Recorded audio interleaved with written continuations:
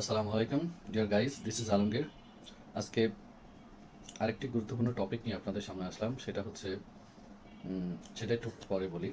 তবে টপিকটি কাদের জন্য উপকারী, বিশেষ করে আপনারা যারা sales people, marketing people, business করেন, পাশাপাশি ব্র্যান্ড ম্যানেজার কিংবা ব্র্যান্ড প্রফেশনাল যারা, তাদের জন্য টপিকটি খুবই গুরুত্বপূর্ণ। কারণ এই বিষয়টি আপনাদের বিজনেসের সাথে, আপনাদের প্রফেশনের সাথে ক্লোজলি রিলেটেড।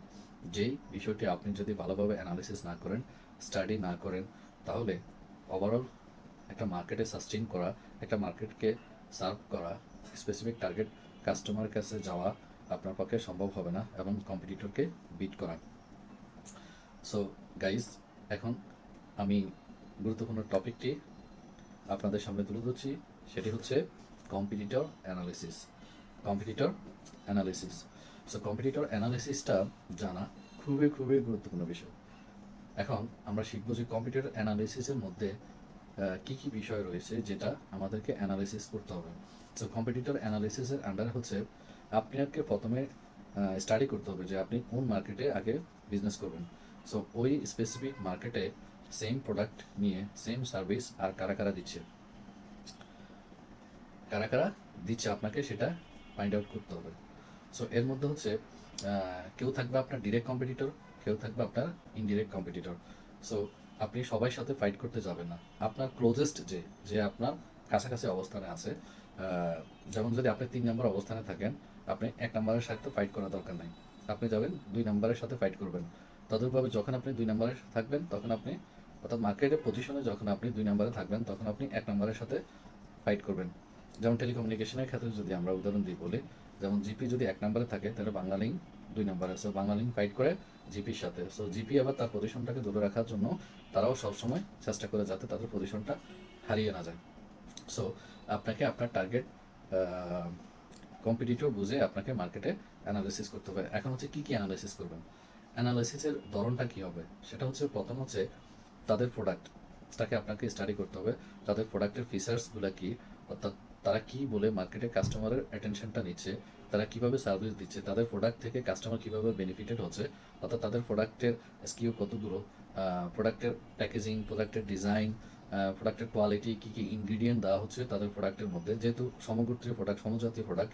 সো তারা কী ধরনের ইনগ্রিডিয়েন্ট দিচ্ছে, তাদের প্রোডাক্টের স্ট্রেংথ কী, উইকনেস কী, তারপর হচ্ছে তাদের মার্কেটিং কলা কৌশলটা কী, তারা কীভাবে তাদের স্পেসিফিক ওই টার্গেট গ্রুপের কাছে তাদের মেসেজটা পৌঁছিয়ে দিচ্ছে, কীভাবে তাদের বিজ্ঞাপন দেওয়া হচ্ছে, কোন মোড অফ কমিউনিকেশন তারা ইউজ করতেছে, কোন চ্যানেলে যাচ্ছে, তারা কি এটিএল এটিএল আছে না বিটিএল আছে নাকি টিটিএল আছে, অর্থাৎ কোন চ্যানেলের মাধ্যমে তারা তাদের মেসেজকে, তাদের বিষয়গুলা, তাদের প্রোডাক্টটাকে কাস্টমারের কাছে তুলে ধরতেছে, সেই বিষয়টা আপনাকে দেখতে হবে।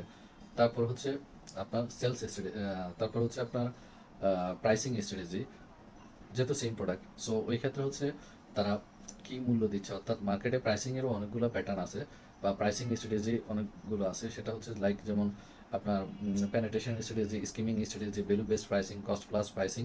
তারা কোন প্রাইসিং স্ট্র্যাটেজি ফলো করতেছে, তারা কি ভ্যালু বেসড প্রাইসিং করতেছে না পেনিট্রেশন, নাকি আপনার স্কিমিং প্রাইসিং স্ট্র্যাটেজি ফলো করে, সেটা আপনাকে দেখতে হবে। সো এই ওভারঅল বিষয়গুলা, তারপর হচ্ছে তারা কোন স্পেসিফিক টার্গেট কাস্টমারকে টার্গেট করতেছে, সেই বিষয়টা চাইলে, তাহলে কি বললাম, মার্কেটে আপনার প্রোডাক্ট অ্যানালিসিস করা, প্রাইস অ্যানালিসিস করা, টার্গেট গ্রুপটাকে অ্যানালিসিস করা, এবং সহজ কথা হচ্ছে সোয়াট অ্যানালিসিস করতে হবে আপনাকে, অর্থাৎ strength, weakness, opportunities and threats.